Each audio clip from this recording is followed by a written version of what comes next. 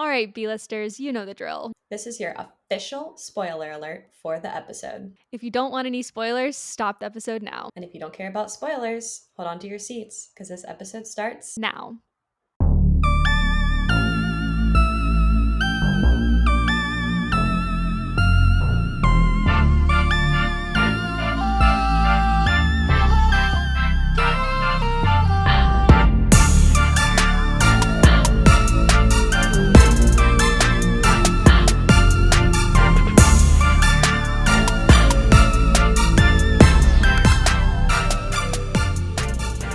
Hi, Liz. Hi, Court. And hello, fellow B critics. Welcome to another episode of the B Critics Podcast. This movie is kind of a wild ride. There's a lot going on. There's drugs. There's creepy people. It's all over the place. Yes, lots going on. But before we really get into it, let's tell the people where to find us. So you can follow the podcast on Twitter, Instagram, TikTok, and YouTube at bcriticspodcast. Hit that subscribe button down below and follow our Instagram for all the best movie content. Yes, definitely subscribe and follow. Okay, I think it's time to get into the episode. Our guest critic for this episode is Lewis Murphy. He's the movie reviewer behind Movie of the Day. So hi, Lewis. Hello, everyone. Thank you for having me. It's so awesome to be here. Yeah, hi, Lewis. It's so great to have you. It's a long time coming. I practically begged to be on here. No. We're very, very excited that you've joined. Yeah, Lewis, we've been talking with you through Instagram DMs for like a few months now. So we're super excited that we're finally get to meet you like in real life. I mean, I guess we're virtual, but like across the ocean. To, like, actually talk to you. Across the pond. Yeah. All right. So, Lewis, go ahead and tell the people about yourself. What do you do? How are you connected to the movie industry? And what is Movie of the Day? So, I'm Lewis. I like to say that I write movie reviews using poorly strung together sentences. I'm fairly new. I've been doing this for about 4 months now. And pretty much I just like talking about films. Don't really know what I'm talking about half the time, but I just like to spread the word about movies that I like, and people seem to want to come and join me along on that journey. You have beautiful posts on your Instagram. Yeah, they're very aesthetic. You really do. Thank you so much. I get that all the time, and honestly, I don't think people realize how much I obsess over that. That the actual aesthetic is probably the thing that takes the longest to do. I will sit pick the right compliment. Absolutely. Half an hour to an hour sometimes just for one picture, honestly. Like, it's kind of stupid, but... Well, it's worth it because they're absolutely beautiful. Thank you so much. I appreciate that. And you review so many movies, too. Uh-huh. A movie of the day. I got to try and do one a day. I haven't stuck to that because, you know, life gets in the way. But, yeah. I think I've watched... almost 1,500 films, and my aim is to have all of them reviewed at some point, and then obviously that's going to go up. So all of the films, is that even possible? I don't know. It's going to probably take a few years. Wow, that's incredible. Well, thank you, Lewis. You're also kind of sort of a like screenplay writer, right? Attempting screenwriter. I want to make films. So in my spare time, I've been writing films for probably, I'd say about 10 years now. It's something that I've probably taken a bit more seriously since I started Instagram, actually. I think when you're surrounded by people that are just talking about films all the time, it just gets you pumped. Do you know what you mean? You know what I mean? Yeah. And you want to like put out that stuff for them. But I did, share some stuff about the stuff I'm writing on quite recently, and it seemed to go down pretty well. So, I mean, that was kind of nice to see. Yeah, I think you have some great ideas. Everything I've seen from you, from your like little snippets that you'll send me or what you've shared on your Instagram has been like really cool and fun ideas. And I think people are really going to like them one day. So we'll definitely share that. Like when this episode comes out, we'll share so that people can go. They can read about what you're working on. Yeah, for sure. I mean, maybe one day we'll be on the pod talking about someone I made. Who knows? That would be incredible. Would love that. Yes. All right. So, Lewis, thank you for introducing yourself. And now I think it's time to introduce the movie. So, if you want to go ahead and tell us what movie we're talking about today. So today we are going to be talking about Midsommar, which is the sophomore effort from Ari Aster, and pretty much lots of cults, lots of mushrooms, Yeah. and apparently it's a breakup movie. So I mean, I don't know what Ari was thinking at the time, but there you go. Yep. Yeah, I have wanted to do this movie for so long. And I'm so, so excited that you wanted to do this movie also. Mhm. Oh, absolutely. I mean, I'm like the biggest A24 person on the planet. So when I was talking to Liz and she was like, "Oh, we're going to do Midsummer," I was like, I have to be there. There's no way that I cannot. It was so perfect. And it was like perfect timing too, because we were like just talking about like, all right, like what's our next season gonna be? Like, how do we want to do this? And Court was like, I'm obsessed with Florence Pugh. Let's do Florence Pugh. And like, we have to do Midsommar. And you were like, oh, I want to do the Midsommar episode. And I'm like, perfect. Great timing. Like, everyone's excited. Yeah, it was So awesome. Like I've been trying to incorporate this movie into pretty much every season we've ever done. And it definitely doesn't fit on all of them. So um this was the perfect catalyst to do it. mhm. No, I think so too. So let's get into it. So I'm going to read the movie of the episode, a quick synopsis. Midsommar tells the story of a dysfunctional couple, Danny and Christian, who travel to Sweden with their Swedish friend Pele. Pele takes them to his rural hometown to participate in a midsummer festival that happens every 90 years.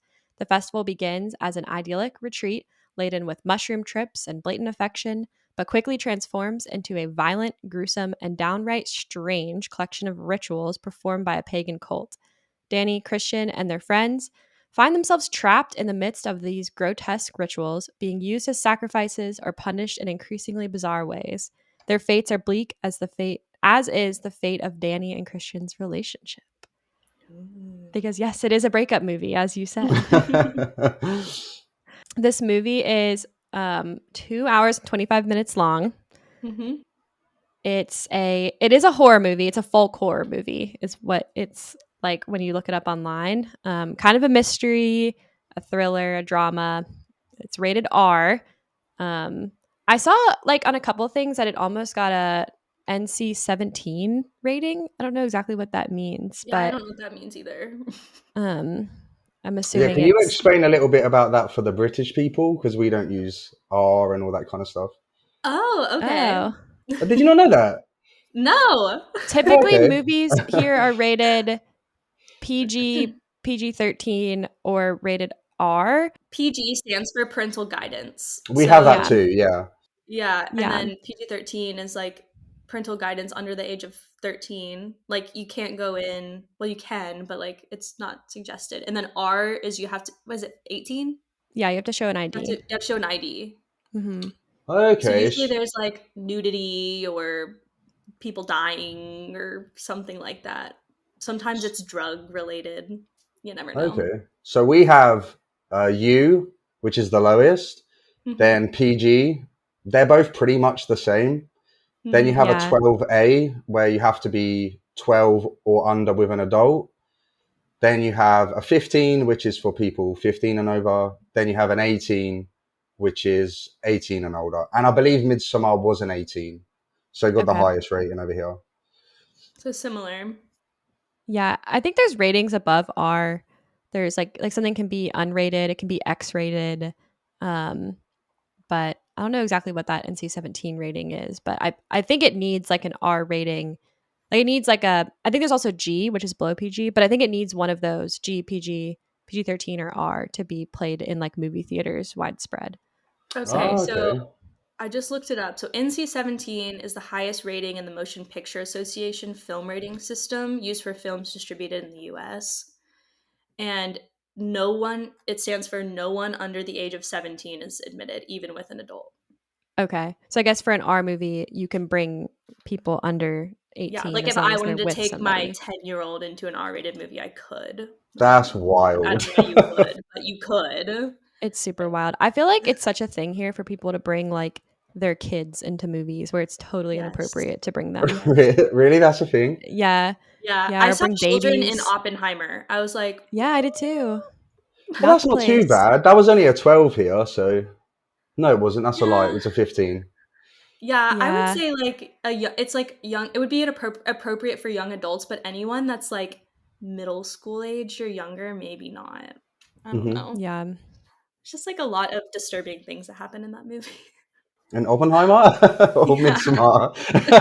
Definitely Midsommar. This movie came out in 2019, so it's pretty recent. It was produced by Be Real Films, which is a Swedish company, and then Square Peg, but distributed by A24. You already mentioned, but it was directed by and written by Ari Aster and some notable cast members. We've got Florence Pugh, Jack Renner, William Jackson Harper, and Will Poulter. And this movie, in my opinion, really was like Florence Pugh's real breakout movie. This movie to me is like, this is what made her famous. Like, this is how I found out about her. And I think it's known as being like kind of a breakout movie for her. Mm. I think it's also kind of one of the first movies she was in that people like know. Like everybody knows Midsommar, whether they've seen it or not. They know what it is. I agree with that. Do you know what I think it was? Is obviously Hereditary come out like the year before, which was also by Ari Aster. And I feel Mm-hmm. like Hereditary just blew up when it come out because it was just so different. So then I think by the time Midsommar come around, everyone was just eager to see what he was going to do next. I Yeah. honestly do think if Hereditary hadn't have come out first, because Midsommar was actually intended to be his first film, I generally Mm-hmm. don't think it would have like garnered the attention that it did. Yeah, I could Yeah. see that for sure. Yeah. I definitely could see that also. And I think, I don't know. I think Florence Pugh like drew people into this too. She was so incredible. And we'll get into that in a lot more detail. So I want to start talking about the movie by talking about the story. So it's a original story written by Ari Aster, but he drew a lot of influence from other films like The Wicker Man. And so this movie is a folk horror slasher film. It's like a genre piece because it's folk horror, That but it's sounds so also silly. yeah, Folklore I know. slasher. It's also a relationship drama. Ari Aster describes it as a breakup movie, Mm-hmm. but definitely a slasher movie because the violence is very out in the open. Yeah. Do you So would you say a slasher though? Like because there isn't like I don't know some guy hiding in the tree lines who's like picking yeah. everyone off one by one. You know, I don't know. That's a really funny way to look at it though. Yeah. Yeah. Yeah. I mean, There's it's just not a ton so, of on-screen violence. Like there's a lot of like implied violence and there's like gore and stuff like that, but there's not a ton of like when I think of slasher, I think of like Scream and you see like the knife like Yeah. yeah, that's true.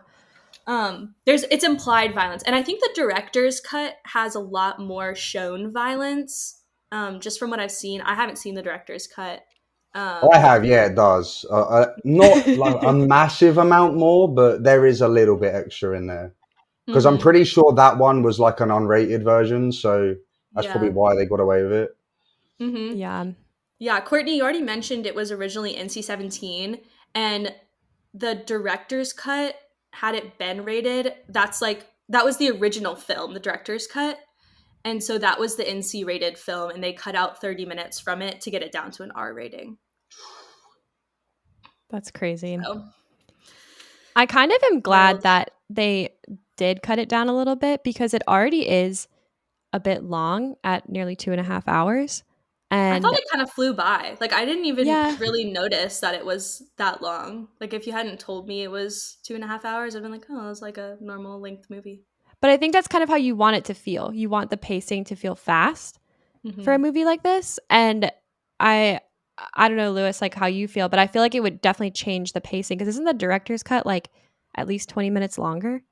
Yeah, it's just shy of 3 hours, and I'm on Okay. the fence. Like, to me, the film did drag a little bit, but at the same time, I probably could have like done another 2 hours of it because there Yeah. are parts that I really did like, and I Mhm. wanted more of those parts. So maybe if they just like swapped some things around, I don't know, Yeah. just give me 4 hour films all the time, and I'm Mhm. happy probably. But I just don't know make if it I could interesting. do 4-hour films. That's crazy.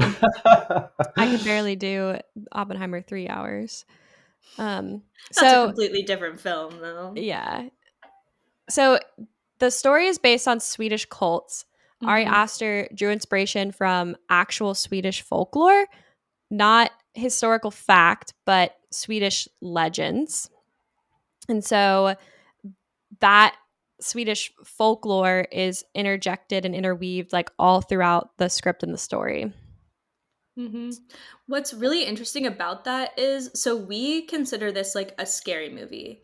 Mm-hmm. And like there's a lot of people that are like deeply disturbed by this movie, but the Swedish people actually said they saw it more as like a dark comedy. Like they thought it Yeah. was funny. Yeah. I could definitely see that because there's parts of it that are almost so absurd that they stretch into that comedy realm. Yeah. I think the scariest part of the film is everything pre Sweden. I think once they get to Sweden, it's harder to get scared at something that's happening in the day. I know that a lot of Mm-hmm. people like that juxtaposition of like the horrific things happening in the daytime. Mhm. But I think for me, the darkness and the not knowing, what's in the shadows and all that kind of stuff. That's what scares me when I can see everything clear as day and everything's really pretty and the colors are popping. When people are dying and getting decapitated, it doesn't come across as scary. I don't know. Maybe that's just me. It doesn't feel real. Like, Yeah, yeah, exactly. It just feels almost like it's a cartoon or something wacky like that. oh, 3 p.m., time for these people to just throw themselves off a cliff. Like, all right. Yeah, totally. Yeah, I definitely see how it could be seen as a dark comedy. Mhm. And then one other thing about the story is that the core non-Swedish characters all have biblical names. I don't know if y'all picked up on that, I but actually didn't. Christian is the obvious one, but I'm Yeah. not well versed on the Bible, so. well, so Daniel, Josh, Mark, and Simon are all Yeah. disciples. So they're all Oh, biblical okay. Or at names. least mentioned in the Bible. Like Simon's not a disciple, but he's I mentioned. think he's one of the 12 disciples. Um, I don't know. It doesn't They all matter. die in But the Bible as well, or? Ugh. I don't know. We're not What's getting into that. I'm sorry I brought it up. what's really funny about the whole Christian thing is it's kind of like a dark joke throughout, is that like the pagans kill Christian. Yeah, And exactly. so That's actually really it's like a funny. little silly thing that I'm sure Hmm. they're like, this is gonna be hilarious, or Ari Aster was like, haha. And they kill all the biblical characters. Like Yeah, it's they not do. just him, you know. Hmm. Even Daniel. So it's kind of a stretch, but it's still there. Yeah. Okay, so let's start by talking about the beginning of the movie. And the movie begins with Danny's sister dying by suicide, killing both of her and um, Danny's parents in the process. That was horrifying. That was like nightmare inducing, that whole situation. Even like Yeah. the whole deal with Christian, like as soon as he started telling her like, oh, she's looking for attention, I was like, nope, that's it. Something bad's happened. Like, as soon as somebody starts trying to downplay it, that something's gonna happen. For me, it's the shot where the sister has like the hose in her mouth, and the Yeah. Hmm. camera's like going towards her. That is Hmm. the one of the most horrible things, honestly, I think I've ever seen. And I'd consider myself to have like quite a hard stomach. Yeah. I will like, put my hands over when that happens. I'm not a fan. Yeah, that was really hard to see.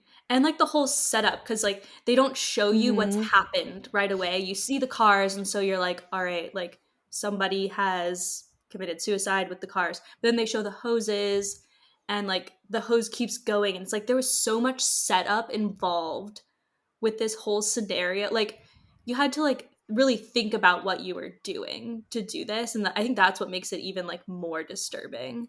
And even before that, there's so much build up to it.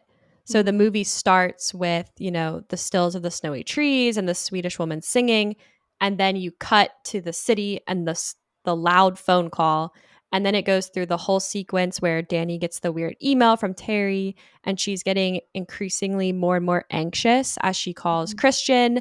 And so you as the viewer are getting anxious with her, and you're like, oh shit, like something's going to happen to her parents. And then it does happen in that slow, like suspenseful way that y'all were talking about. Yeah, that's rough. The opening scene's really rough. I remember the first time I watched that just being like, oh my God, what am I watching right now? This is crazy. Yes, very crazy. The first time I watched this film, I was actually at work, and like I shouldn't have been watching a film. But there was no one in the office, and there was like nothing going on, and I was like, oh, I'm going to watch a film. Well, I need to get around to watching Midsommar. And so that was like the first time I watched it, and I was just kind of sat in an office watching this horrible stuff go on. Like, maybe this was a bad idea. It's like one of those movies that you watch, like you start it on the plane, on the screen in front of you, and you're like watching it, and then like something like this really dark or like a sex scene comes on, and you're like, oh, Looking can around, I like, be is anyone watching else this? Like, can anybody tell that I'm watching this? Yes. Like, what is this person watching? Goodness. Yeah. How close did So you guys watch it to release?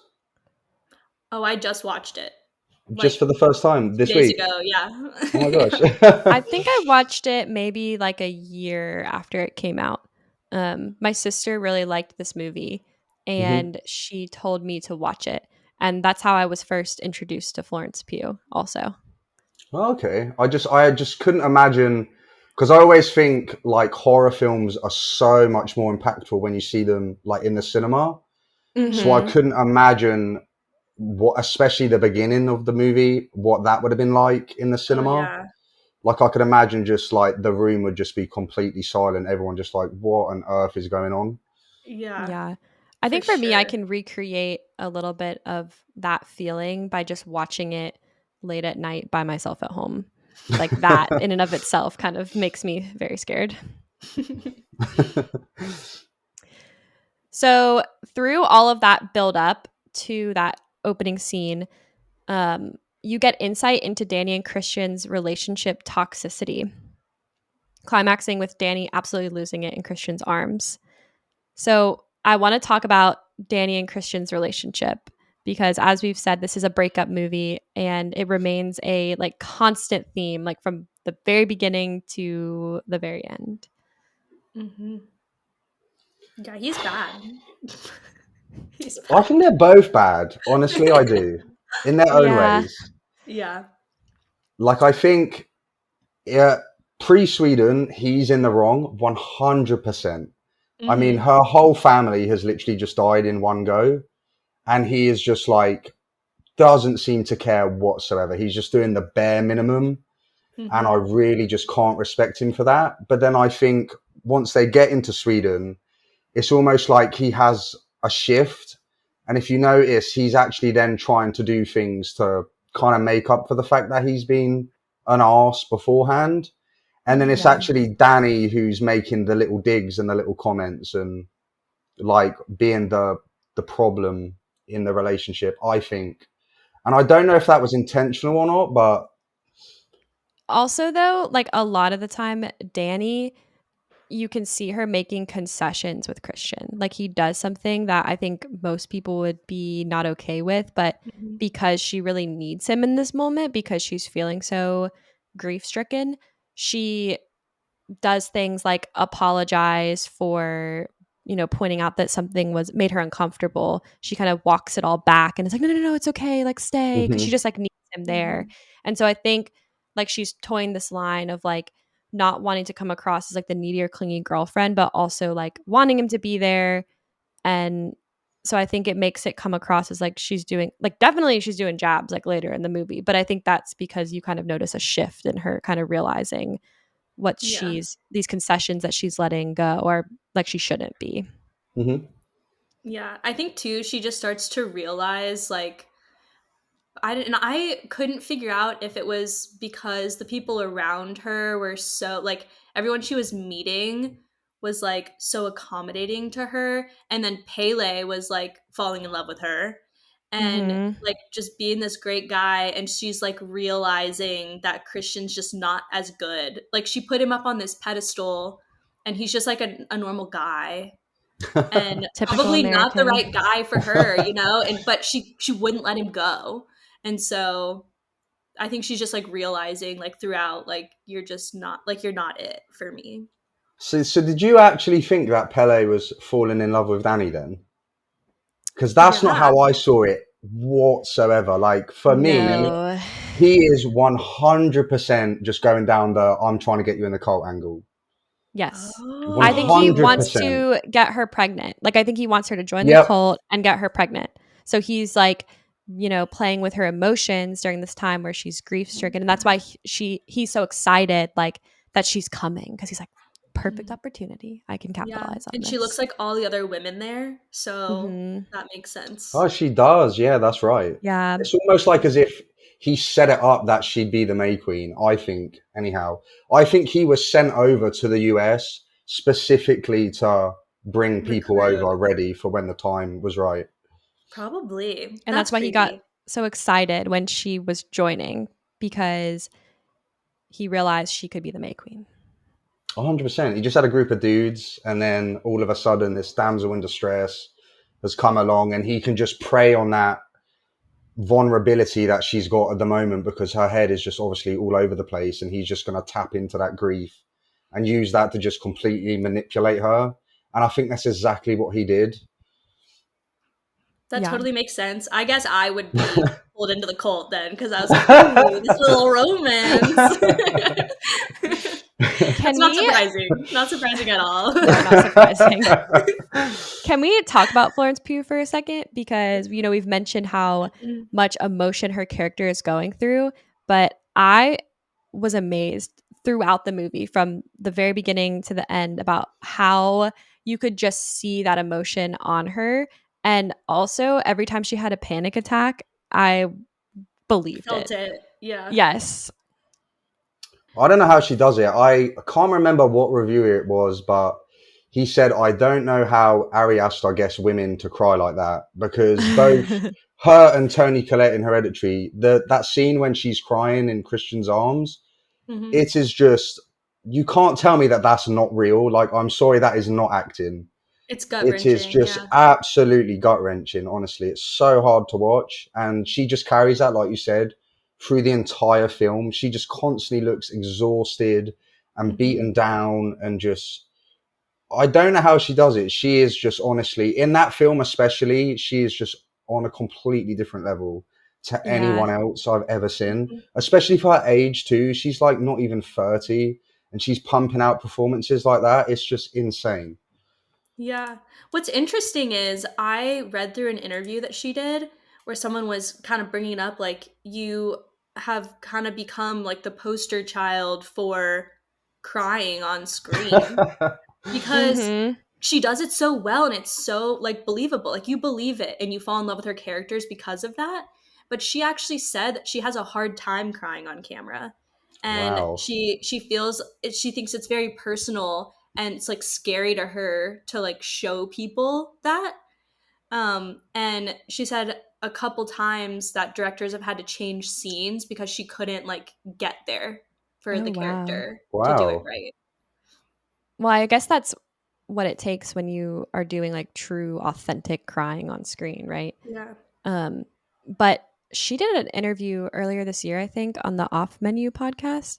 I think she's promoting a different movie, but she talked about on Midsommar her emotion and panic attacks and stuff. And she said that she felt abused on the set of Midsommar because, and it wasn't anything about like the crew or Ari Aster. It was like the personal, literal grief that she put herself through to portray the character Danny. Hmm. And I read or I've seen interviews where some of the other characters kind of said the same thing. Like they had to put themselves in really weird like emotional states to portray their characters. Yeah, I can't imagine. That's Mm-mm. very tough. Yeah, I wonder what So like the fallout from that would be. Do you know, like when Therapy. you're in that mindset and that state for so long, and then lots you of just come therapy. out of that and just go back to normal life, just like, oh, you don't like, just like you've come back from a war or something, you know? Yeah. Just like the 1,000 yard stare and her little pout. Yeah. Courtney and I were talking about this last night a little bit, and you said, Courtney, that Florence Pugh said she felt bad leaving her character behind. Oh, what, And like as if she left her in Sweden? yeah, and she Yeah. just like left her sad there. And I was like, That's "Oh, really sad. that's Yeah, because awful." I think like right after she wrapped up filming for this movie, she immediately went and filmed Little Women. So she didn't really have any time to process all the Like emotions from grieve her this movie. She character. had to just like completely shift to a totally different character.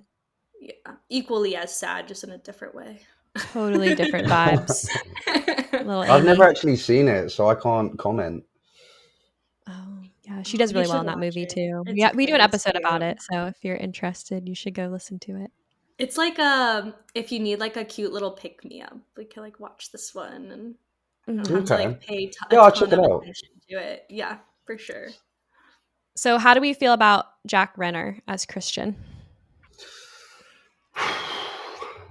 In what way? As in him, the actor, or him, the Yeah, character, or both? his performance as the character. His performance is great, I think, because I really, really hated him. So, I mean, Mhm. and that's what he was going for. So, Yeah. I guess he did a great job.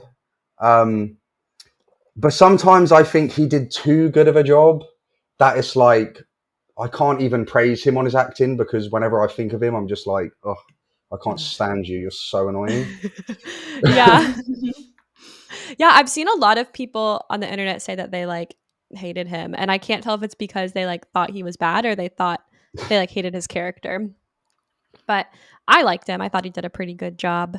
He was Have believable as like kind of the douchebag boyfriend. That's like what he was mhm. supposed to be, and Yeah, who had moments of like trying, but you were just sitting there like this is not good enough, sir. but then also like towards the end when he starts to have the panic of like, oh my god, like what's happening? Like what did I do kind of thing.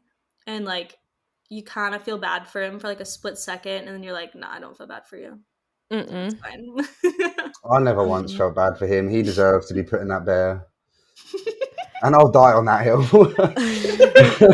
Roasted alive in the bear costume. Can't even Not a die as a costume. human. Okay, so That was then we're bad. introduced to the other main characters who all travel to Sweden together. So we Mm-hmm. have Mark, played by Will Poulter, who is from Maze Runner. He's currently on the Bear TV show. And then I saw him in Black Mirror Bandersnatch, if you've ever seen that. I think he does a pretty good job. Then we've got Josh, who's played by William Jackson Harper, who's known for The Good Place, and Pele, who's played by Wilhelm Blomgren. Yep. They were all fine. Just fine, yeah. They were just kind of like dudes being dudes. I don't know. Yeah, I agree. Like, I think from someone who's like not from the US, I personally found like the group of them, they come across as like the stereotypical, like obnoxious Americans that Yep. like a lot of Europeans kind of have that idea. Mm-hmm. And so I think, I don't know if that was deliberate or not, but I just found them so annoying. They're just like the typical jockey. Oh yeah, like we're going to talk about rubbish and whatnot. This And is what we deal with all they the just have time. like That's like no all I am. respect when they go there. Like when he pees on the This is my tree, dating poll here. Yeah, it's peeing on the just like, tree. What come an on, idiot. dude. Yeah, I was like, gonna say, especially Mark. I Mark like is bad with hated the vape. him The vape. The the constant whole vaping. time. What is that? Like you can't put it down for 2 days while you're in Sweden? Come on. Yeah, even from like the very beginning it of was the just the peeing on movie. the tree for me. I just cannot get over that Mm-hmm. whatsoever. It's just like so disrespectful. And it's just like out in front of everyone. Like you couldn't go find a It's bathroom. You're bright just as going to go and daylight. stand in front of everyone and just like, let it free. Mhm. It's just so silly. And then like when they come over and they're like having a go at him about it, he's almost like, what have I done wrong? And it's like, what do you Yeah, what mean? do you What have you done mean? wrong?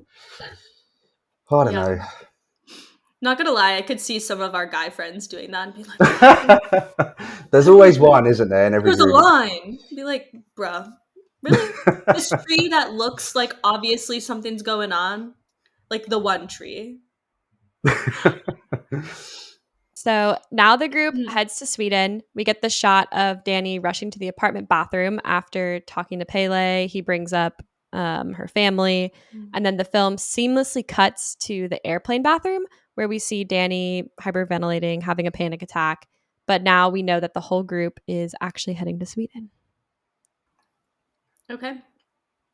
Yeah, when she walks into the bathroom and then all of a sudden she's in the airplane bathroom and like having a mental breakdown, I was like, girl, me too. Like airplanes are a disaster zone. Like you're just stuck with your feelings for a while. It must be like one long flight too, because like I think even for me to fly to the US, it's like 8 hours. And Mm-hmm. Sweden's a bit further, so like fair play to her for like willing to just sit on a plane for 13 hours, like with all of that going on in like a With all cramped these little guys that like space. don't like her, like very outwardly don't like her, they're like rude to her the whole time. It's like, man, like y'all could at least be nice. I don't I know. do love that transition though of like when she's talking to Pele and then it does cut. I think that is so smooth and was Mm-hmm. such a great way to like progress the story without like just filling it with fluff. Yeah, Ari Aster does like a few things like that in the movie where he's like portraying the passing of time without actually showing it pass. So that's like the first, maybe that may not be the first one. That's the first time I recognized it. And then like when they're there and they're like learning about the commune and they show the tapestry of like showing how you make a man fall in love with you and that's like Mm-hmm. symbolizing Hmm. like the passage of time and like it's just so interesting. Yeah. So let's talk about the way this movie is made. Mm-hmm. We're going to talk about Ari Aster and um, Pavel Pogorzelski, who filmed the movie. So I want to start by talking about some of the upside down shots that were in the movie. So Ari Aster bends reality with the filmmaking a bit. You see an example of this when the group first drives up to the commune Harga. So the scene like rotates and flips over. So the road is at the top and the sky's at the bottom. And they drive by the Helsingland sign upside down. Yeah, there the sign also says like stop mass immigration like in Swedish, Oh, really? which is supposed to just be kind of like a play at like the whole situation, how it's like a little bit not so Don't wholesome. It's like a warning, like don't immigrate here. Yeah, you're going to get Kind of. roped into a cult and killed. Yeah. Hmm. Yeah. Yeah. So we also have the effects from the mushrooms, which they take like all throughout the movie. Mm-hmm. So like once they get there, they join the other Swedish like young people who've also like from the cult who've brought their friends and they take mushrooms. And I think the special effects for the mushrooms are really cool. Um, I think they're so amazing. Do you know the bit when she has like the grass coming through her hand was yes. so well done, and just like the wavy kind of trip. It's not too. It doesn't feel like it's fake and it's like CGI. It generally like Yeah. does feel very authentic, like as if we're actually seeing things from Danny's perspective. I would Mm-hmm. love to know how they managed to pull that off because it is so well done. Honestly, something very impressive stuff. Yeah, and Yeah. like the breathing, like the tree and the leaves breathing and everything, I was like, wow, this is like if I was on mushrooms, that's probably what I would be seeing too. My I was favorite into it. It was cool. My favorite is on her crown, like how there was the flower that kept like opening and Breathing. closing, kind of. Yeah, Yeah, it was cool. very cool. Super cool Mhm. warping, like morphing effects.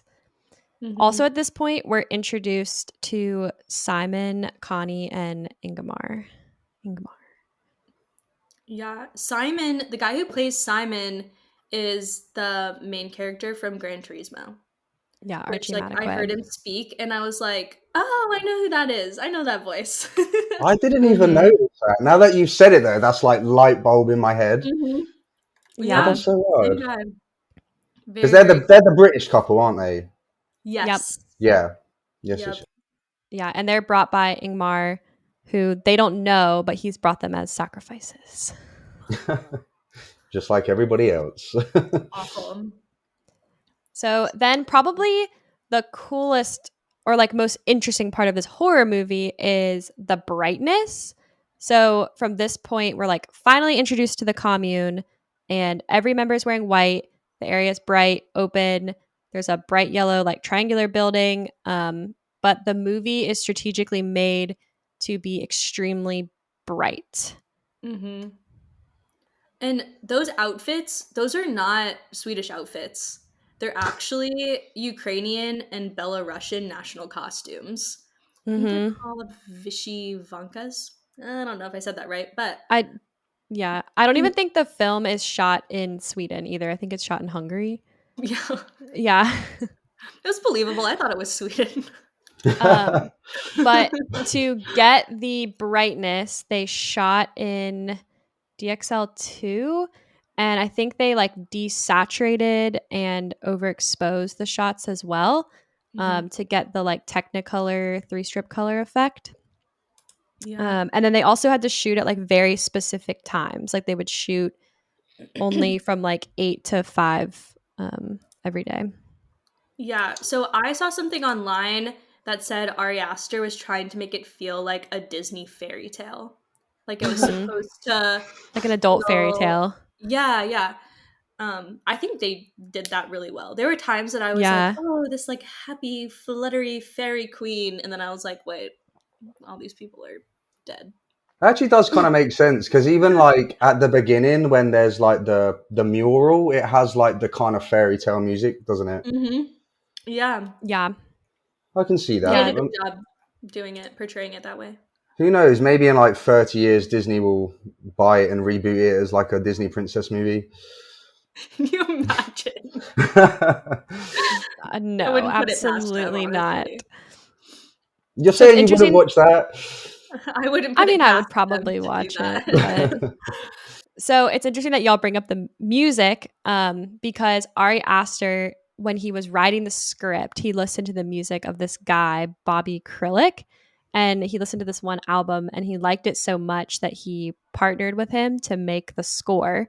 So this guy, Bobby Krillick, his name is the Hacks and Cloak, and him and Ari Aster like made the script together in a week long like what do you call it when you like put yourself in a room and just like that's all you do for Shut in.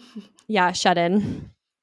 But they like have this like orchestral sound but also the like folky sound with the like old style instruments.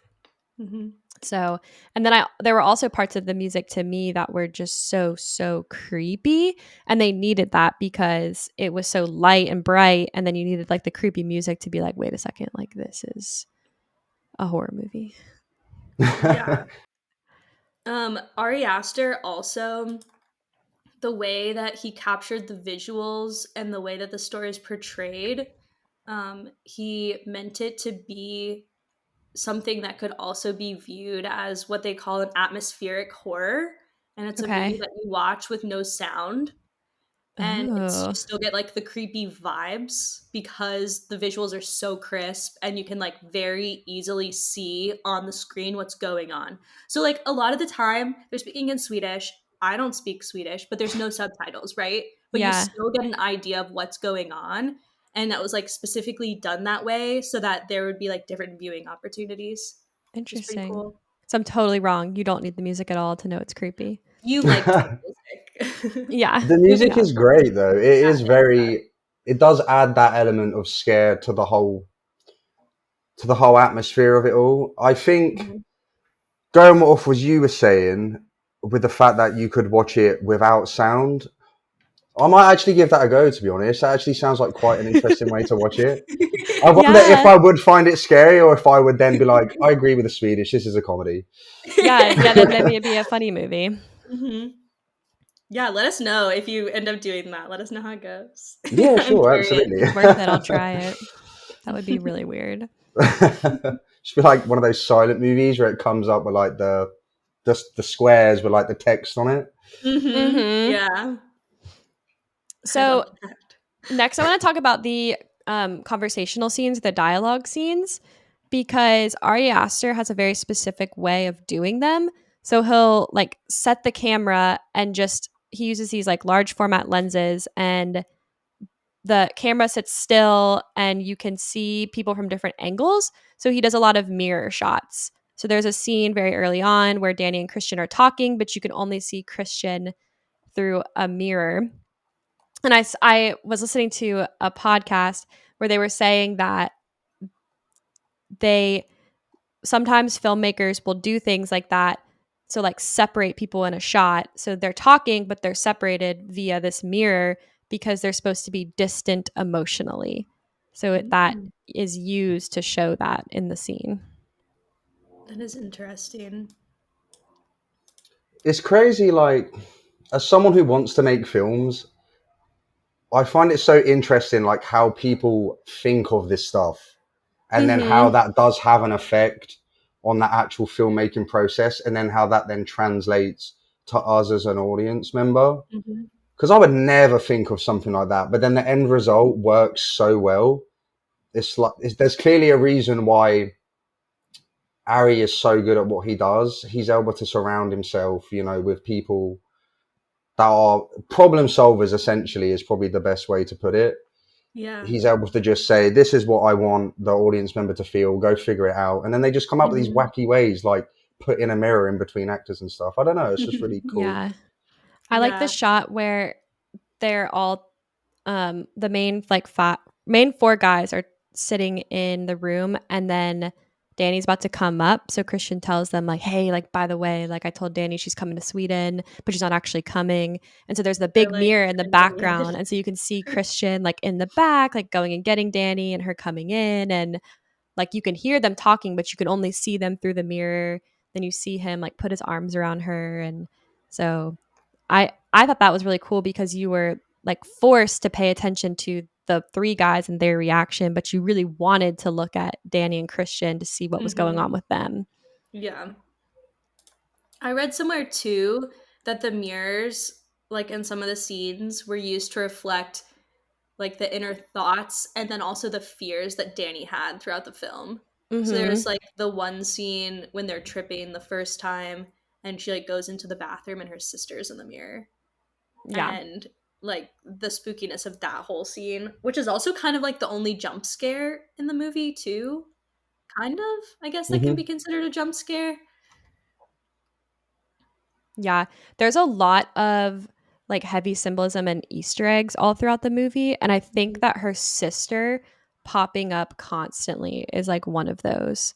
Like that's just one moment where she comes up, but there's like moments where like she sees them all throughout the movie. Yeah. I guess it's That just like her dealing with PTSD, isn't it? And it's Mm-hmm. just like that the way of showing us what she's dealing with. Still thinking about it, like with all this that's going on, like she's still worried about that. Yeah, I like the moment towards the end when she's being like rushed by all the women, and one of them is just like her mom, and she's like, "Mom, is that you? What?" Um, Randomly. well, yeah, it kind of shows like Lewis, to your point, like what she's going through with PTSD, but then also the effects of the mushroom. So like her headspace is like not really in Whacked out. reality. Yeah. Yeah, which is what I always find with that is like why they let her come in the first place. Like more so Christian, because Mm-hmm. like surely they know what they're going to like to go and witness. And then like very early on, like she watches two people jump off a cliff and like die, and it's just like she doesn't need to be seeing this. It's like, what are you doing? Yeah. And then acting like it's all fine. Yeah, they're just like, oh, like this is just like their daily life, and it's just like, well, like No. cool, but Not for her. She's just like watching her parents die all over again. Yeah, it's crazy. Yeah. So let's get into the notable scenes then, because you just mentioned the very first one, the cliff scene. So midway through the movie, the opening feast ends, and everyone heads to the cliffs for what's called the Stupa ritual. Did y'all know what that word meant when it was brought up, or were you completely surprised? I knew it Not a wasn't clue. good. I had no idea either. The fact that nobody wanted to say what it was probably meant that something was not going to be okay. Yeah. So Stupa, I looked up the definition of it because when I was watching it this time, I was able to I knew what was going to happen. So I was able to do a quick Google search while I was watching the movie. So it's given to a number of precipices in Sweden, and the name supposedly denotes sites where ritual genocide took place during pagan Nordic prehistoric times, where elderly people threw themselves or were thrown to their deaths. According to legend, this was done when old people were unable to support themselves or assist in a household. Jeez. The pagans are bad. Yeah, they're pretty metal, honestly. Pretty metal. Yeah, I liked the whole life cycle thing and how basically you had to put together that, oh shit, when you turn 72, you go jump off a cliff now. That's how this works. Yeah. And he told her, he's like, and she was like, haha. It's like, I don't think that was supposed to be funny. I think that's legit. 72 is the end of your life. Sorry. It generally did catch me off guard, though. I was not expecting it to be so graphic. Yeah, I was not expecting to see the bounce. Yeah, the bounce. It was awful, honestly. And then the guy who's he doesn't die straight away, he just snaps his legs. And I'm just no, not a fan of that. Yeah. I think this. Oh, go ahead, Liz. I have something to say about the old man. So if you want to continue the conversation, do it. Okay. Do it. So the old man, the guy who jumps off and doesn't die straight away. I don't know why you wouldn't jump head first, but whatever. The man's name is Bjorn Anderson, and he's actually a famous Swedish actor, and he used to be referred to as the most beautiful person in the world. Whoa. And Wow. he was loved for a really long time, but his life is kind of a little bit of a tragedy. And there was a documentary that came out in 2021 called The Most Beautiful Boy in the World, and it's actually about his life. So if you're interested about this old man, you can go watch the documentary. I thought that was interesting. That's so that is super cool. interesting. Yeah. You'd never know. He just looks like some random person. It's hard though with older actors because they're old, right? You can't imagine what they were like when they were younger, especially if you don't know of them when they were younger. Yeah. Yeah. I was just going to say, I think the fact that the blood and gore in this scene is kind of over the top. The fact that the old man doesn't immediately die and they come and they hammer him 3 times after that. It's so over the top that I think this is where you could potentially get humor in the scene because you feel the panic, the confusion, the fear, but then you become aware of how absurd what just happened was. Yeah. Yeah, I can see that. It's this is going to sound so bad, but it's they treat it just like a whack-a-mole. They just come over and just doink. And it's not a big deal. Yeah, and no one's phased at all. I really liked in this scene how after the first jump, they kind of put this ringing noise throughout the scene and then muffled the conversation. So you could hear Simon yelling in the background, don't jump, don't jump. But it was super muffled because you're supposed to be in Danny's head, I think. Danny's head, yeah. They do that a lot when she gets upset or when she's having a panic attack. Yeah. They put that smoke screen over it, which is that's what happens. I think that was really cool, really effective for me as a viewer because I think it allowed me to kind of like feel her emotions a little bit. Yeah, it's like you get like almost tunnel vision. Do you know what I mean? And it's just like that's your sole focus. You don't feel like a viewer anymore. You feel like you are Danny watching it happen in real life. Mm-hmm. Definitely. Yeah. Another fun Easter egg. There's actually one in that scene. So when they do the like cutting of the hands and then they put their hands on the rune, Mm-hmm. um, the two symbols that they put their hands on are the symbols that Danny and Christian have on their frocks. So Danny Oh, Oh. has a cool. star and Christian has an arrow that's pointing up, and that's the two symbols that they put their bloody hands on. What is that supposed to mean? I Then? think it just means that they like it's like symbolic of the importance that they're gonna have in the whole ceremony. Yeah. Okay. And the impending violence coming to Danny and Christian's relationship. Yikes. Mm-hmm. Big yikes.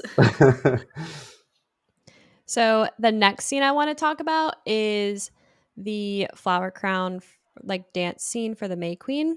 Mm-hmm. So this is the like trial by maypole dance. So one of the Swedish elders explains that Danny is to participate in an energetic Midsommar ritual based on legends. All the women must drink this like mysterious yellow liquid and then dance in circles around the maypole until they either collapse due to exhaustion or crash into each other and fall to the ground. It low-key looked fun. I know. I feel like you watch Danny like kind of have a little breakthrough. Like she was smiling and like Mhm. kind of leaning into the shrooms a little bit and speaking Swedish, which was weird. Yeah, I don't know about that part, but the rest of it looked fun. I'd take part for sure, and I think I'd win too. You know, I would I would take the May Queen throne. I want that I flower mean, dress. it looked pretty Yeah. amazing, like being the May Queen. Like everybody like follows your lead basically at that point, Mhm. You just get to bless the crops and then you pick who gets to die next. except for that Yeah. part where they made her eat the fish whole. Well, That was that was not supposed to be good. like a funny thing. Yeah, it was cute. Do you think though that like they let her win the dance, or do you think she generally earned it? I don't That's a good know. question.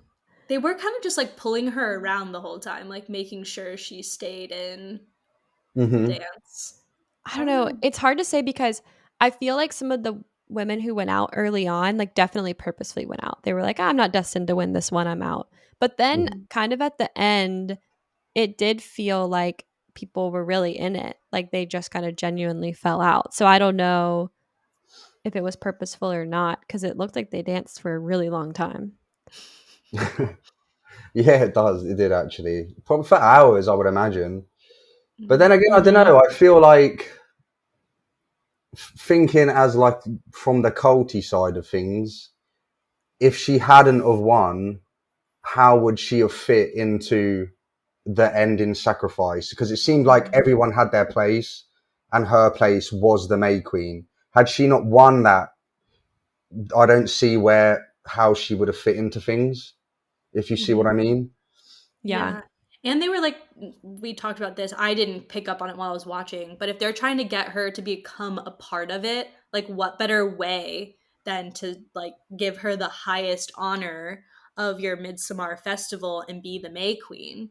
And Yeah. like then she feels like she really belongs. Well, Exactly. and That's exactly that. yeah, they bring her into pretty early on. She starts cooking with all the women and doing all their activities with them. So this is just like the icing on that cake, basically, to say, hey, you're one of us. Mm-hmm. I do think though, like she did get roped in a little bit too fast. Like I know she has a lot going on, but like they get her in like 4 days. Like she is just done. You know, like by the end of it, you can tell she's just like lost her mind. Mm-hmm. Mm-hmm. And I do just feel 4 days is, I don't know, maybe I'm just being a bit cynical, but it's a bit too quick, I think. Yeah. And I think that took me out of it a tiny bit. Mm-hmm. They did prey on someone who literally had no one. Yeah. Like except for that one friend she was talking to at the beginning, which they never really like that character just kind of was there. Oh Um yeah. she, like, aside from that, like, she literally didn't have anyone else, and all of her friends, quote unquote friends, just died. Like, what is she just going to go back to the US? Like, what's she going to tell Yeah. people? I So she's think kind of stuck there. I think the one thing that kept me in it was the fact that she was suspicious about Simon and Connie. So like she had the friends that she came with that were sort of abandoning her. Like Christian wasn't being that great. He was like Falling in love with the stealing redheaded Josh's woman. thesis for whatever reason. And then Danny was worried about Connie. She was like, she kept thinking about that and then getting pulled into as a member of the cult. And so, like, I think she was torn by, you know, kind of the narrative that Pele was feeding her, which is like, does Christian hold you? Like, do you have a family? And so she was drawn into the cult because of that feeling. But then there was this part of her that was like, wait a second, like, there's something wrong here. But even despite that, she still got pulled in. So I think that the fact that she was worried about Simon and Connie like kept me kind of believing what was going on. She was a little bit doubtful, at least. Yeah. That's fair. She does seem like the only person there that like kind of noticed people weren't coming back. That is something I noticed. Like they'll go to Yeah. breakfast in the morning and someone's missing, and they just like never bring it up.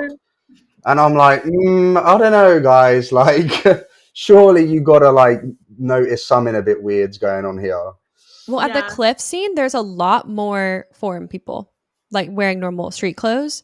And then the next scene, there's just not. It's just the people who came with Pele and then Simon and Connie I left, didn't even notice basically. that. Actually, I'm gonna have Yeah. to rewatch it and look for that now.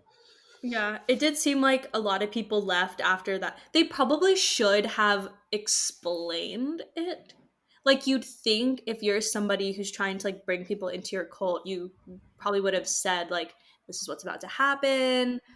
You don't have to watch it if you don't want to, but like, this is what we do in our culture. It's completely fine. Like, whatever. They literally just let these people go in blind.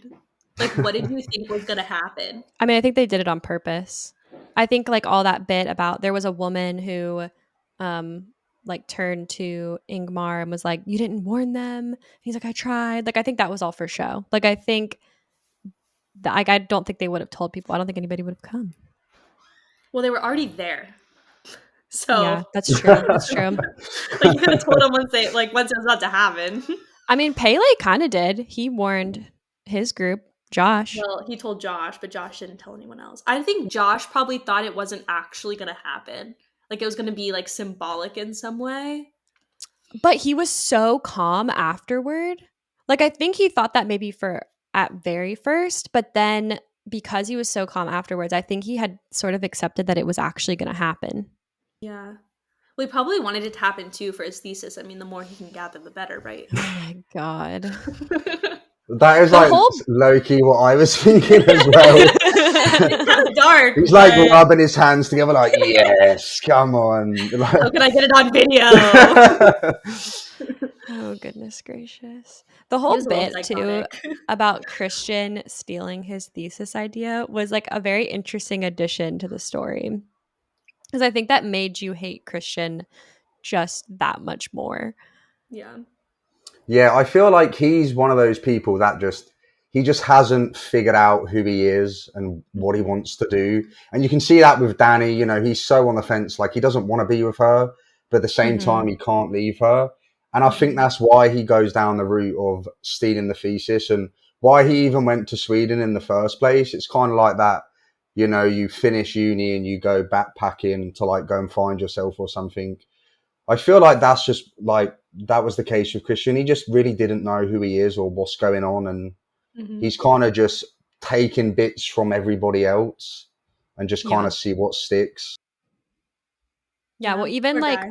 when him and Danny are talking or arguing about him going to Sweden, the thing that like changes his course of action is when she says, "Oh, you could do your thesis while we're there." And you can kind of see it click in his mind. And then the next scene you hear, "Oh, Danny's coming along."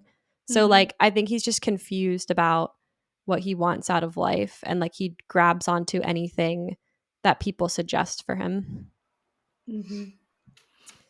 So the next scene I want to talk about is his scene, which, well, the first one, which is the orgy Orgy scene. scene. Yeah, so Christian joins this like ritualistic type orgy intended to impregnate one of the pagan cult members. So we get a lot of full frontal nudity in this scene, not only from Jack Renner, but like also like a dozen women of various ages. I'll start by saying naked people make me extremely uncomfortable. And so I like from the initial sight of the whole situation, I was like, like this could not be good. This movie took a turn. Like all partake in it, and there's like the like matron mother lady who's like touching them during the whole process, and I'm like, When all right, she all sings right. Jack Renner in his face, I was just like, this is so uncomfortable. Like, how are you? Like, I know you're really drugged up right now, but how are you still here? I think that scene, it makes me just like, I don't really have any words for it. Like I understand like where Ari was coming from with the whole like impregnation thing and whatnot, but there's the scene before that, and like I won't quote what he says, but the lady, she gives him like this whole speech like, oh, you're genetically like perfect to like have this offspring and blah blah blah, and his response is just the most stupidest thing I think I've ever heard in a film in my life.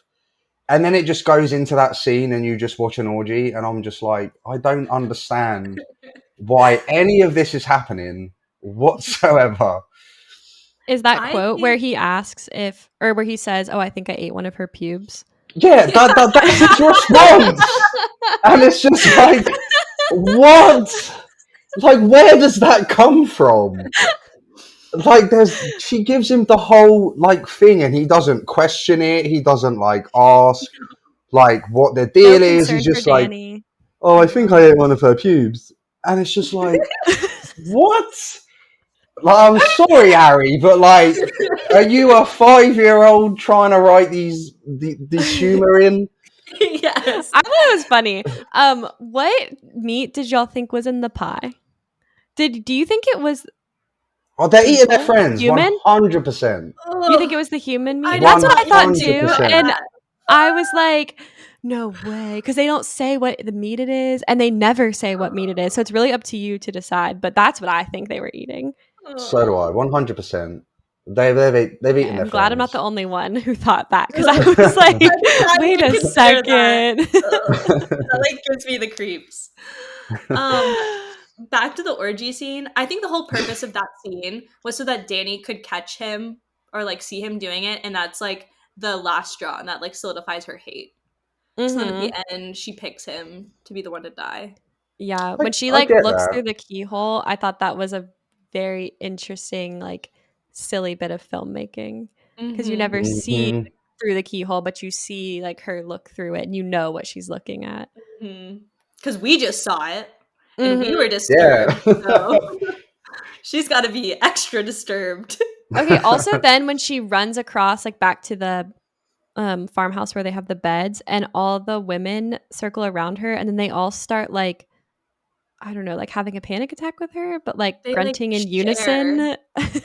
They share in it, just like they do Yeah. throughout the film. Oh, yeah, that's definitely what they were doing, like sharing her emotional pain kind of thing. I told Hayden that's probably very therapeutic. Honestly, yeah. Like if you're I'm upset gonna and like women comes up massively and disagree with screams into you. that.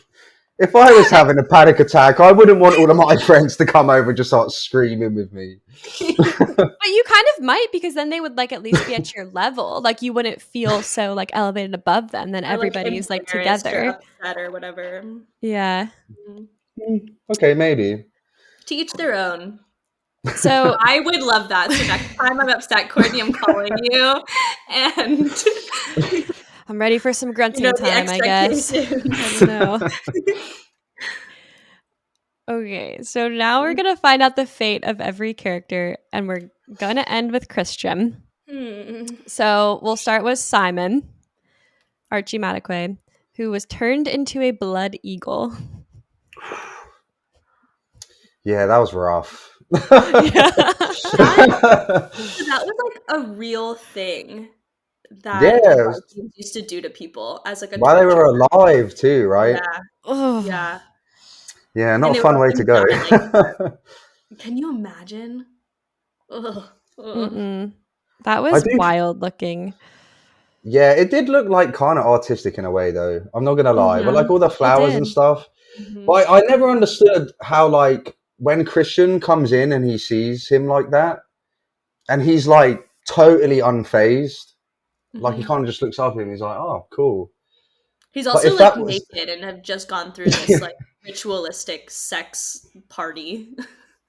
he's having a bad Yeah, and day. you see him Yeah, like he's running across the on one. grass. Yeah. Like trying to like hide himself. Like what could what could you possibly hide? They know where you are. Like what? That's so true. He doesn't like run off into the forest. He's like, I'm going to run into their shed, The chicken and, coop. and they're not going to find me. Yeah.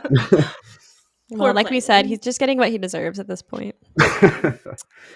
So then we have Connie, who we find out was drowned, and she gets wheeled into the temple fire. Oh, I did not even like register that. Yeah, Pele wheels her in there. She Yeah, probably had it sad. like the easiest then, to be fair. No, actually, that's a Drowning? lie. No, drowning is rough. I forgot one of them just gets clubbed on the head, doesn't he? Yeah, he had it the Josh. Yeah. easy. So Josh was bludgeoned to death after trying to take pictures of the village's sacred text. His was probably the stupidest. Well, no, To be Mark's was fair, definitely he the did like stupidest. Twitch for a while. Yeah. So I hmm. feel Yeah. like as bad as it is to say, like he did kind of have that come in. You can't go into a cult and then like try and steal like their sacred texts and Mhm. expect to No. just like walk away unharmed. Yeah. Yeah. That he was the one character where I was like, you are not taking this seriously, like ever. Like even Mark, I think, realizes after he pees on the sacred tree that they are coming for him. Like he's looking around like, holy shit, like I fucked up, they're gonna kill me. And Mark like never had or Josh never has that moment. Like he Mhm. just thinks he's like he has a right to be in there and be documenting all this stuff about them. Mhm. Yeah. Yeah, he's probably the character I probably like had the least emotional attachment to Mm-hmm. because he just felt like you said like he was entitled and like he was the only reason that they were all there kind of thing. Mhm. Yeah. And all he cared about was the thesis. Like it seemed like he didn't care whatsoever about anything that was going on or why they were doing it. He just wanted to Mhm. write a nice puff piece and like get a good grade, you know? Yeah. Was He it also his didn't care about any of the people there. Like Mark Mm. goes missing and no. he's like, whatever. Let me get a picture Yeah. of this text though. Not concerned. No. Not Was concerned it about the incest, not concerned about anything. yeah, like do we need to talk about the incest? That was like a weird little added bit that they did purposeful It's not incest. surprising. I feel like No. that's something that's been like throughout history. That's something that like different groups did. So not super shocking. Yeah, Yeah. I mean, you got to think like if they're like a small little commune, they're not Mhm. exactly like they don't have Diverse. options, you know? Yeah. They can't, they're not spoiled for choice. So I'm not Mhm. surprised that that is a thing, It's but just it is still disturbing weird. that they purposefully do it. Yeah. So Mm. like Josh To was make these implying like like oracle children. so what happens when he dies? Like you just wait for this to happen again and they Just were make like, a new no, one. like we do it on purpose for sure. Don't you worry, my friend. Mhm. Was it Josh's foot that we see sticking out of the garden? It's one of Yes, them. it was. Yeah. Which was so like that caught me so off guard. Like there's like no explanation as to like why it's just sticking out of the ground, other than for us to like see that he's definitely dead. But then Yeah. at the Mhm. same time, I was like, if they're putting them in the pies, are they like using it as fertilizer for the crops? I don't know, Probably. or like as a The weird pies. scarecrow kind of thing. I don't know.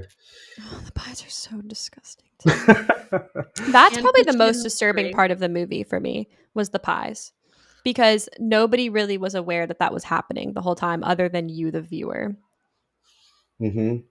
No, that's true. It's quite a common thing in like a lot of culty movies where they do like weird stuff with food. Like they feed Yeah. them weird things. They're giving them the mushroom tea. I don't really Yeah. know why that is. Maybe it might be worth looking into the symbolism for that kind of stuff, but it is Have something I've either noticed they of do a you lot. Yeah.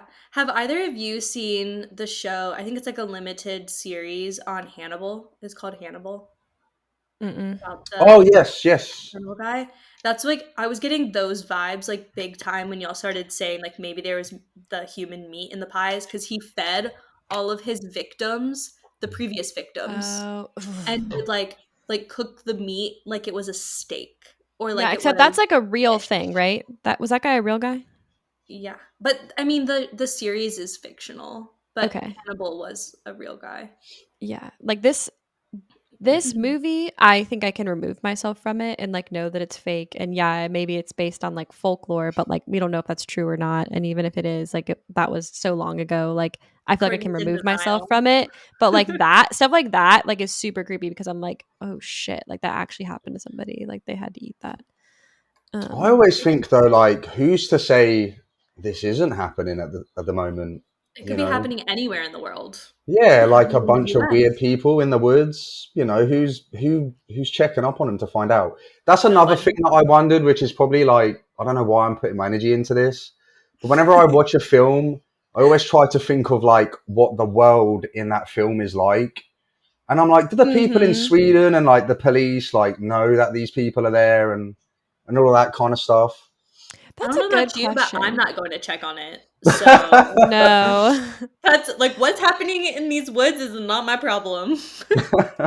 But there's weird stuff that happens in America too.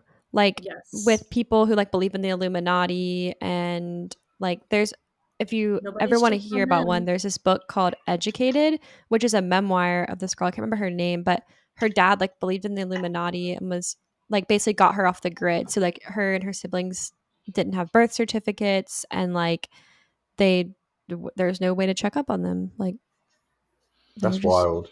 yeah, Ugh. I living have in the middle of always like nowhere. said as a joke, I would love to know if a cult could persuade me to join their cult. Like I do wonder, like, could they convince me? Like, am I that strong-willed to like not get sucked into it? Or are there people that are generally that convincing that like it doesn't matter how strong-willed and a normal person you are, like with the right amount of wearing down, like you could be moving out to Sweden to go and join a cult. Yeah, that's a good question because I feel like my initial answer for myself was no way I could never be persuaded to a cult. But then I was thinking about like Danny and her mental state. And I think if something like that happened to me, like the answer is just totally different. Like I'm so vulnerable. And then on Mhm. top of that, they were talking about giving you mushrooms to like literally make you more vulnerable.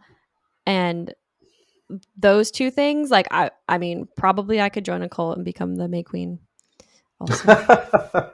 There is a documentary on Netflix.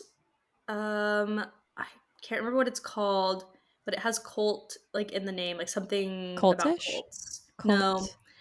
it's and the whole deal is they pretty much like every episode's on a different cult and they interview Okay. people that have like escaped the cult and like survived the cult or whatever and that these cults are like preying on people like specific people with like specific like situations that they've been in and like telling them like oh this is going to be your new family like I found my family here you're going to find your family here or like if it's a family with like a troubled child it's like we love troubled children and we love like bringing them to light and whatever and so like that's how these cults like get new members it's because they prey on people that are vulnerable in some way which is wild.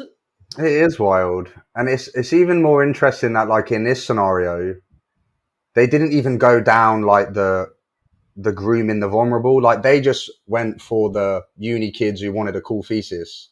And I think Yeah. that's even like wilder, that like they fully knew that they were basically going to a cult. You know what I mean? Like they wasn't even talked into it. Like, oh yeah, like it's this really cool thing.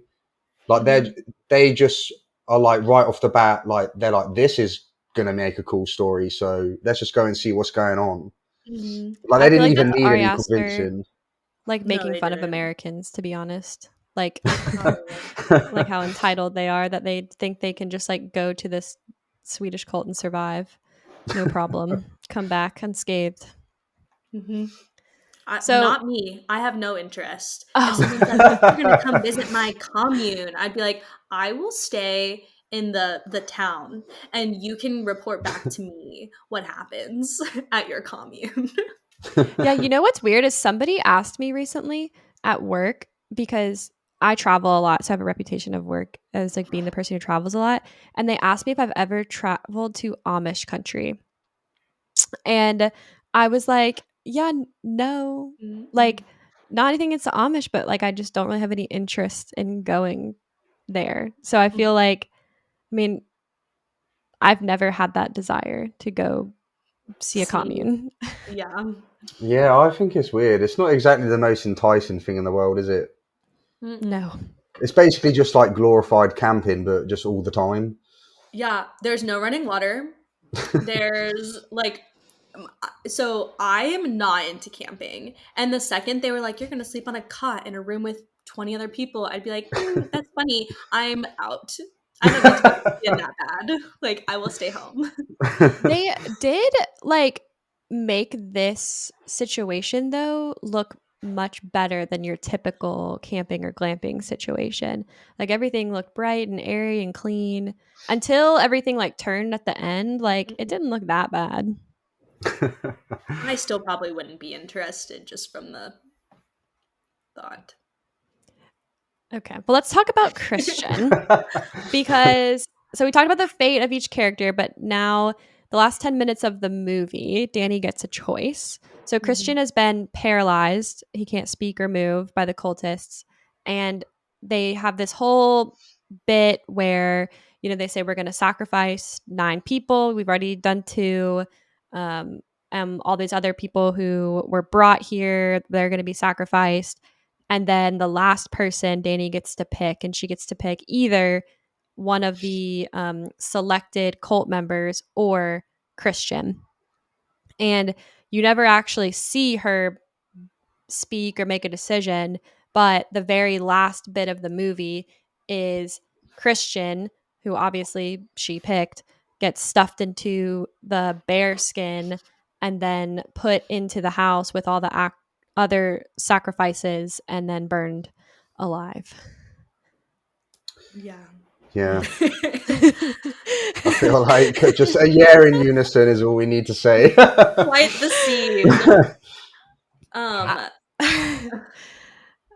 there Yeah. was a little bit of an Easter egg early on in the movie that kind of alluded to this ending. So when Danny has just found out that her family is dead and she had been like mourning in her bed, they do this like zoomed out shot and you see her laying in her bed and there's a painting above her bed that is a Mm-hmm. bear, and then there's a little girl with a crown on with the bear. And that's like to symbolize Christian and Danny. And what's interesting about this painting is it's actually a famous painting. And it's Really? by a Swedish painter. And the painting is called Stacker's Base? I don't know. Anyway, the painting is famous, and they picked this painting because the painter John Bauer actually focused all of his paintings on Swedish folklore and mythology. So it all Oh, like that's so cool. rounds That together. is Yeah. super cool. And it was pretty. I liked it. Yeah. There's another bit of like really heavy foreshadowing when, like, at the very, very beginning, when the guys are at that restaurant and they're shit talking about Danny. They're like, come on, Christian, like, break up with her. And then somebody walks by, I don't know if it's like a waitress, and Mark goes, like, for real, like, you could be like impregnating her. And then Pele goes, don't forget about all the Swedish women you can impregnate when we go to Sweden like next month. He does I didn't even impregnate think about one. it. Mm-hmm. Oh, that's funny. Yikes. That is big bad. The whole bear thing, though, like, I do think that was a pretty rough. Like, he definitely got it the worst. Even more so because we don't get to see like his reaction because he's paralyzed. Mm-hmm. You can just imagine what that must be like to literally be set on fire and you can't move, you can't blink. Can't make It's any just, noise. yeah, that was. I say he deserved to get put in the bear, but like maybe not set on fire. That was probably a bit too much. They could have just No. paraded him around in the nasty bear suit. I just want to clarify that I actually don't believe that anybody should have died. Like, I don't think anybody deserved any of the fates that they got. But I do think that exactly what you're saying, Lewis, about like he got it worse because you see the other two guys who sacrificed themselves, Ulf and I can't remember the other guy's name. Ingmar, I think. They like sacrifice themselves and they get burned alive, and you see them like scream and Yes. like they're clearly in pain.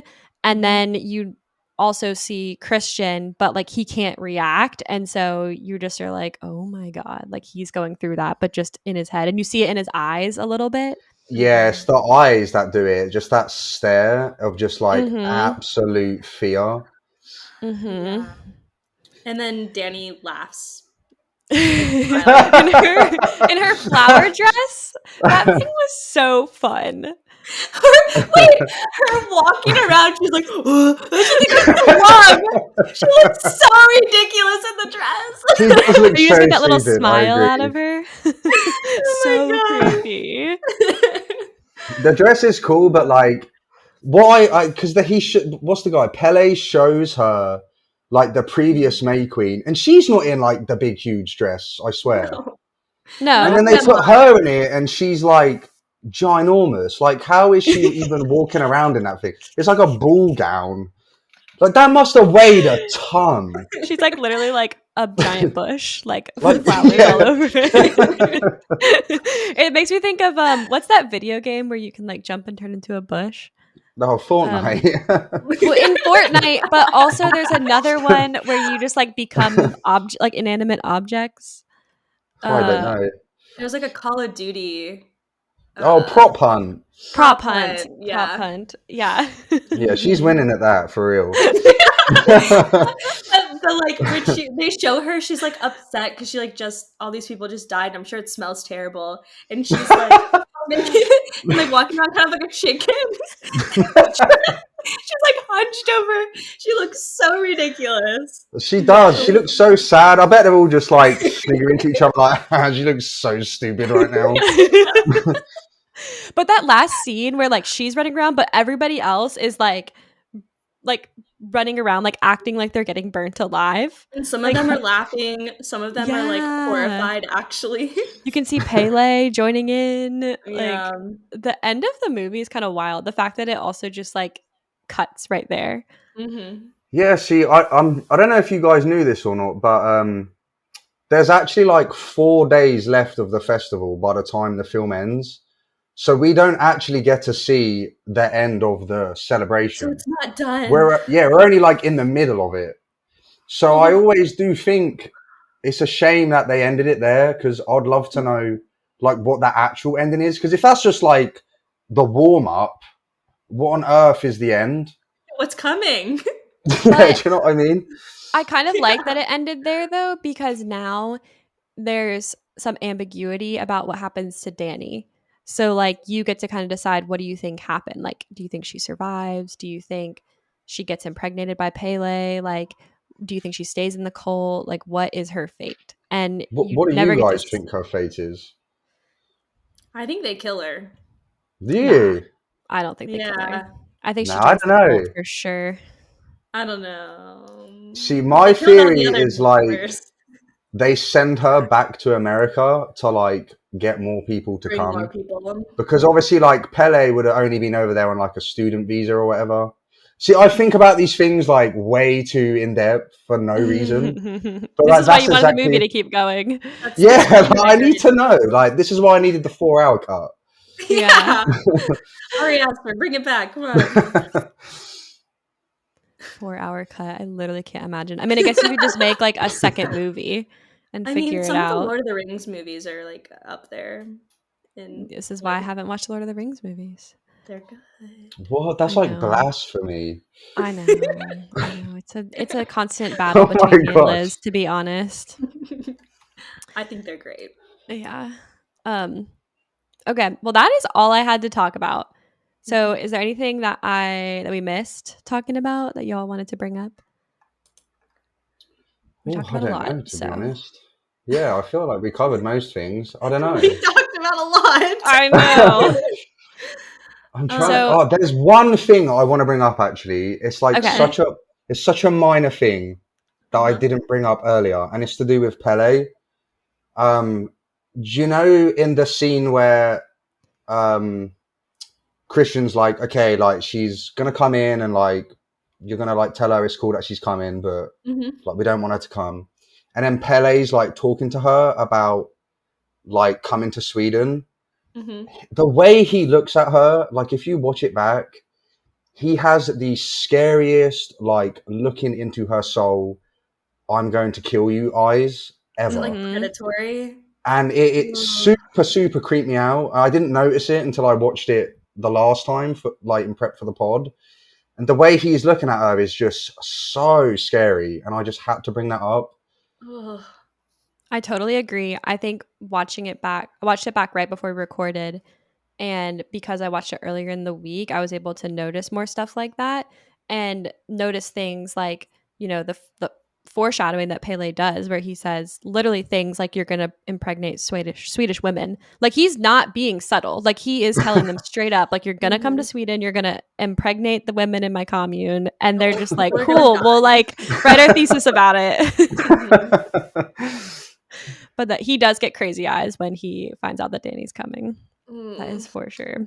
For real, He honestly. also like brings back up like her family dying and everything, which Yes. at the time, like when Yeah. it happened, I was like, why did he do that? But now that you guys told me that he was just trying to bring her into the cult, like that's why he did it. Because Well, he and then wanted he her to be says, so vulnerable. so then he says that his parents also died in a fire, which makes me think that they died by sacrificing themselves Oh in no. one of those yellow sacrifice houses. But then Yikes. I got confused because I thought that this Midsommar festival was only supposed to be every 90 years. So, like, maybe they do like little mini festivals in between or something. But Mm. Yeah, I actually didn't think about that because they had a May Queen the year before. So, yeah, like, what makes this particular one so special that they special. only do it that time? And then I don't also, like, a know. really random fact, well, I wouldn't even say it's a fact, is A24, they did a, like an incense burner that's in the shape of that yellow house, Oh, Oh, cool. cool. which I just think is really funny. That is super cool. I want So one, put it I on the shelf have up there. just two quick little things to say, little like facts or whatever. So the first one, which I kind of like missed it when we were talking about this at the beginning, but because this movie was like branded and marketed as like a breakup movie, A24 as like part of their marketing plan gave away free couples counseling What? for the movie. I feel like you might need it after this. In Sweden or no? um, probably all over the world. Like if you win, you get free couples counseling, which I That's just thought was so awesome. funny. And then there's one editing flub at the very, very end when they're carting the bodies to the Yellow Temple. If you look off to the left, you can see the crane rails for the No way. cameras. Yep. There's a few things with the editing that you can tell are edits. Like Mark has a bunch of one-liners that you can tell are definitely like put in after the fact because he's not even in the scene. It's like the group walking, he's off camera and he like makes a joke and you're like clearly that was like added Nobody afterwards. cared, Mark. But the crane thing is crazy. Elsewhere. I'm going to have to watch for that next time I watch the movie. Yeah, I don't know if they've like since taken it out, you know, because like with like it being on streaming platforms and everything, I'm sure they have. But if you have like a DVD of it, then maybe it's on there. Lewis, you got to fill us in. Yeah, I'll have to watch it again, I guess, tomorrow or something. Bound and waiting for the end to see the crane rails. I do like stuff like that though. Like there was the whole like coffee cup thing in like the Game of Thrones stuff, wasn't there too? And it does make you think like you have so many people working on a film. How on earth do people miss that sort of stuff? But you're busy, overworked. And you're looking at hours and hours and hours of footage. And you like, here's the way I think about it. Like if I write like a paragraph and there's like, I missed like an and I put an instead of and. Like when I'm reading through it, I'm probably not going to notice because I've like heard it 100 times and like I wrote it and I know what it's supposed to say. So the people that are like editing this, they've probably just like seen it so many times that they just like don't notice it, and they're like this is what it looks like. As somebody who edits a lot of video, I totally could see how you could do that. And like I'm by no means a like super professional, and I also only like do one edit. Like Liz is the one who watches them, and a lot of times I just release them without her getting to watch it before. But like totally see how you could miss stuff like that. Anyway, those are my 2 ending little fun facts. Well, then I think it is time to rate the movie. So, Lewis, we're going to let you rate it first. But as a reminder, we rate all of our movies through Letterboxd. So it's 0 to 5 stars with half-star increments. So I have changed my rating on this many times, but I have finalized one today, literally just before we film this, and I rated it a 3.5 stars. So slightly above average. What lets it down for me is I think there's some lazy writing and some logic leaps and some just poor logic in general. But the film is just so gorgeously shot. I couldn't give it any less than a 3.5 just for the production aspect. So that's where I am. Yeah, totally fair. Liz? So I was a little bit more harsh with this one. This is like not my style. Like I would never choose to watch this type of movie. And I have like very strong opinions like about people dying, and we already talked about the naked people.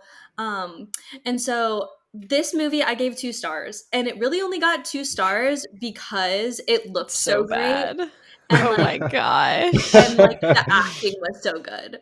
And like that's the only reason why I got 2 stars. Yikes. You could give it a 3. It hurts my heart so much. I know. I already mentioned at the beginning that I was so excited to do this episode, and it's because I really love this movie. And watching it and getting to watch it with the lens of like I'm going to get to talk about it, I was just like so into it. I rated this movie 5 stars. I think this is a perfect movie. It is totally like a type of movie that I love because I like thrillers, but I don't like them to be like too scary. So I like that this one almost like verges into the absurd. And I also like the fact that it is really like a breakup movie or like a relationship drama piece. Like I cling to that kind of stuff in these kinds of movies. And so like every time I watch this movie, I have a great time, like obsessed. And I definitely could see from a personal standpoint how this could be like a breakup movie because it would kind of like tear through your emotions a bit watching it. Sometimes you just need a little bit of like emotional release when you are going through it. Would it be fair to say that this is your favorite of Ari's work then? Yeah, for sure. For sure. I'm obsessed. I love Florence Pugh too. So that helps. So take Florence Pugh out of the film. What are you giving it out of 5?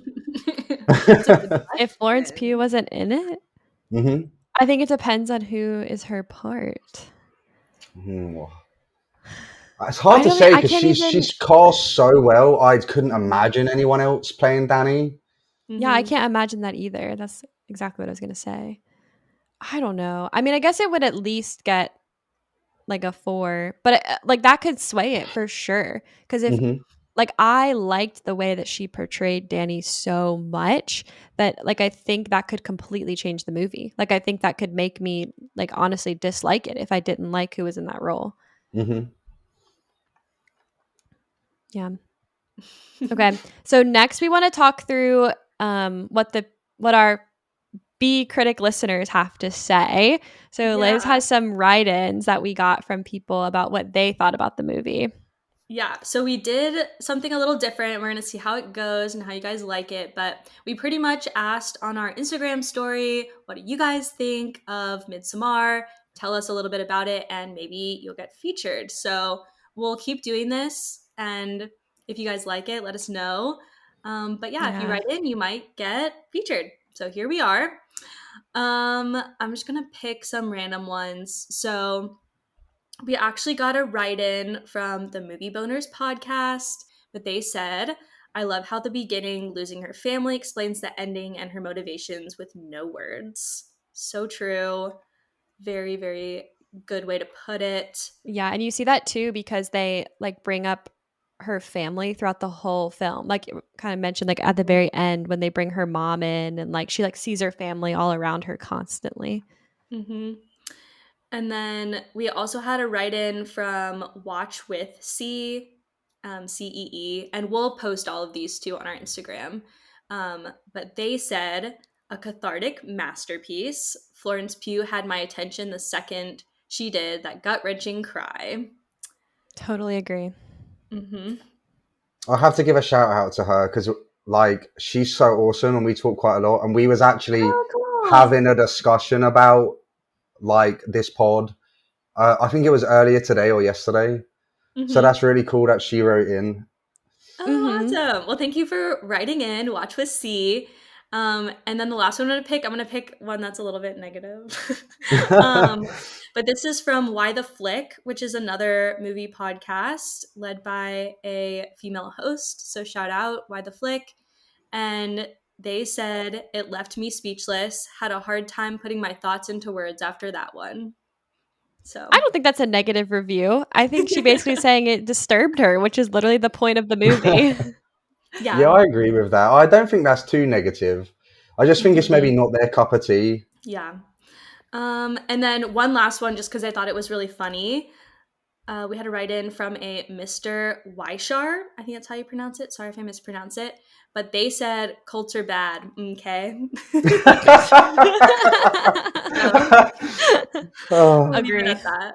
that's Don't great. join a cult, people. We've Hmm. discussed the fates of every single character who went, so if that I'm wasn't pretty sure lesson that's a enough. South Park reference too, which I just Yeah, I think adore. so. Okay. Mhm. Yeah. Mr. Garrison. Mr. Yep. Mackey. Okay. So another thing we like to do is just tell how the rest of the world feels about the movie from a rating standpoint. So the Letterboxd average is a 3.8 out of 4, which is really, really good. 3.8 out Um, of 4 out of 5. out of 5, yeah. Yeah. Um, I was Still thinking good, but not that yeah, good. it's close to 4. Okay. The tomato meter gave it an 83%. That's the critic score. And then It's the pretty audience good. score is an 80 Mm. or a 63%. So slightly less, but still okay. Mm, The could be IMDb better. rating is a 7.1, and 70% of Google users liked the movie. So overall, pretty good reviews. It's really Yeah. good reviews for a horror too, because they usually Mhm. get like destroyed by Picked apart. critics. Yeah. Yeah. 83% from Tomato Meter, that's really good. Hmm. All right. So that is everything for our episode. Lewis, thank you so much for coming on. We're going to give you a little chance here to tell the people where they can find you. Awesome. Well, you can find me on Instagram. It's just at movie of the day and then followed by 2 underscores. I try to post every day and I'm really big on interaction. So if you want to come and have a chat about anything film, just come and hit me up on Instagram and I'll shoot you a follow back. Yay. Yeah, definitely go follow Lewis. And then do we want to talk about the giveaway too? It's up to you guys. Do you want to talk about the giveaway? Yeah. So Lewis is like literally the nicest person ever, and he's gonna do a giveaway for y'all for this episode. Mm-hmm. So am I taking the lead on this one then? Yeah, do it. Yeah. Okay, so basically I like doing giveaways. I think it's really nice to like just give back to, people that choose to spend their time with us.